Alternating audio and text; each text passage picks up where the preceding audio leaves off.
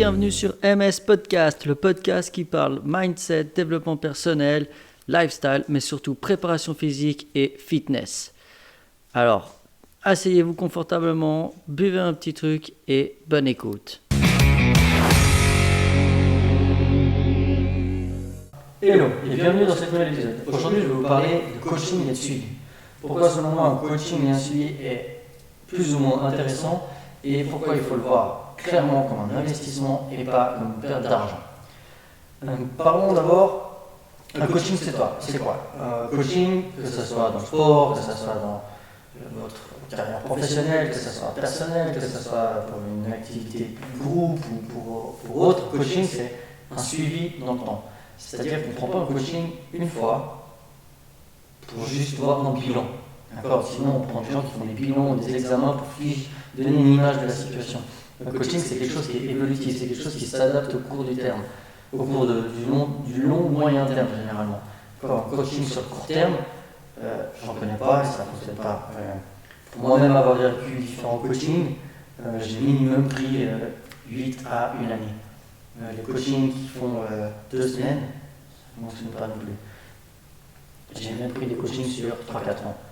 Je pense que c'est toujours intéressant de se faire coacher, surtout quand on coach les gens. Ça permet d'avoir d'autres points de vue, ça permet d'avoir une évolution en continu. Et là où c'est important, c'est que quand on évolue en continu, eh ben on a tendance à garder cet aspect qui est important pour moi, c'est la remise en question, savoir ce qu'on fait juste, etc., etc. Du coup, voilà pour la définition du coaching. Si je prends l'exemple du sport, je vais surtout prendre ça parce que c'est ça que je connais, j'en ai vécu beaucoup, j'en donne quelques-uns, j'en ai donné quelques-uns ces dernières années, et mon but c'est de partager et d'expliquer ce que c'est le coaching pour que les gens comprennent. Quand quelqu'un vient prendre un coaching, par exemple avec moi, ou je pense avec d'autres coachs, eh ben, le but c'est de voir une évolution.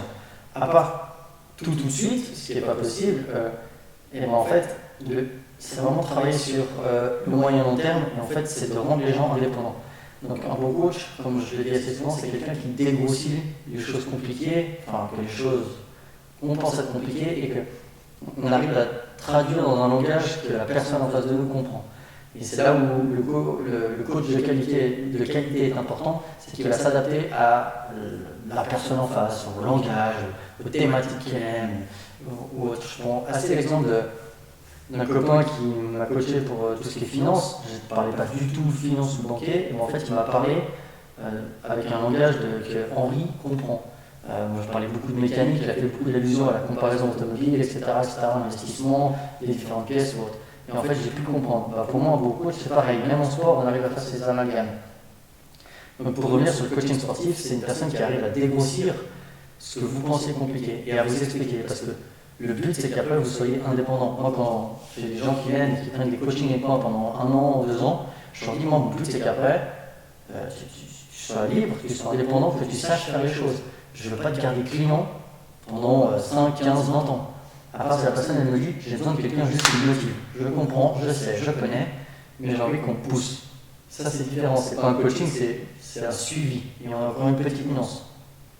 Pour revenir au sport, quand vous prenez un coaching, il y en a beaucoup qui disent ouais c'est cher, machin. Et en fait, il faut vous dire que vous ne payez pas seulement les études ou les connaissances que la personne a, vous payez surtout l'expérience. Parce que pour moi l'expérience, le terrain, le fait d'avoir fait les choses et d'avoir en tiré une conclusion, ou des anecdotes, certains diront, c'est 50% de la qualité du travail du coach. Il a beau avoir fait toutes les études du monde, s'il a fait 2 coachings dans sa vie, eh ben ça ne va pas aller. À l'inverse, s'il a fait 50 coachings dans sa vie et puis pas beaucoup d'études, eh ben en fait ça peut marcher. Et c'est pour ça que je pense que c'est même plus que 50% de la qualité et de la connaissance du coach, c'est le terrain, c'est d'aller entraîner, c'est d'aller essayer de faire. Bien sûr qu'il y a des erreurs et chaque cas est particulier, donc c'est vraiment axé sur la performance personnalisée, d'accord? Donc on a une personne qui a ses symptômes, qui a ses problèmes, qui a ses qualités. Le coach, ce qui est bien, c'est qu'il va vous aider à vous connaître vous-même, à vous connaître physiologiquement surtout. C'est quoi vos skills, c'est quoi vos atouts, c'est quoi vos faiblesses, c'est quoi votre capacité musculaire ou autre. Et en fait, il va vous aider à vous amener là où vous voulez, en utilisant toute sa palette de connaissances du terrain. Et là où c'est important, d'avoir un coach, je pense, expérimenté ou qui a 2-3 années de bouteille, on dit, enfin moi je dis ça comme ça, mais qui a 2-3 années d'expérience, et ben c'est qu'il va réussir à prendre plein de petits retours d'expérience de différents domaines, par exemple coacher un combattant, coacher un athlète athlétisme, coacher un danseur, coacher une danseuse, coacher juste une personne qui veut faire du sport et se maintenir. Et en fait, il va tirer tous les bénéfices de chaque discipline pour après pouvoir vous entraîner vous. Par exemple, quelqu'un qui a toujours entraîné des combattants, eh ben, il sera dans ce domaine, il sera dans cette direction, mais il n'aura pas une polyvalence et une palette d'expérience suffisamment grande à mon goût. Ça c'est extrêmement personnel, hein. Si vous voulez devenir un combattant, bah, allez vous entraîner dans une salle où il n'y a que des combattants, c'est très bien. Ce qu'il faut vous dire quand vous investissez dans un coaching ou un suivi, c'est que vous payez plus l'expérience à mon goût que les études derrière et les années de pratique entre guillemets. Il y a beaucoup de monde autour de moi qui dit par exemple un bon coach c'est quelqu'un qui pratique. Je suis entièrement d'accord. Il ne faut pas oublier, par contre, un coach qui dit je suis coach et du coup je suis bon en sport, c'est pas forcément vrai. Un bon coach c'est quelqu'un qui a essayé des trucs, c'est quelqu'un qui a essayé des choses. C'est quelqu'un avec qui il vous dira clairement le pilates c'est pas mon domaine, j'ai essayé, par contre c'est un peu trop lent ou autre. Et c'est quelqu'un qui n'aura pas peur non plus de vous orienter vers d'autres personnes qui sont plus dans leur domaine. Très personnellement, quand les gens disent Henri, coach-moi et tout, j'aimerais bien me mettre au pilates ou au yoga, je leur dis sincèrement, oui j'ai essayé par curiosité, mais c'est pas du tout mon truc.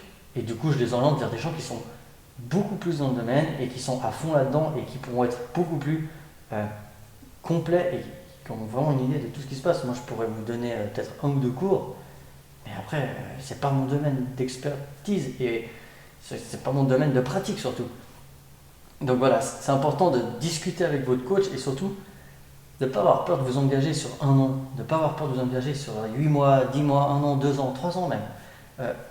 À vous d'estimer combien de temps vous avez besoin pour arriver à votre objectif. Il va être là pour vous aider également, votre coach. Mais n'oubliez pas un truc, vous payez plus l'expérience de la personne que ses compétences acquises dans une version académique.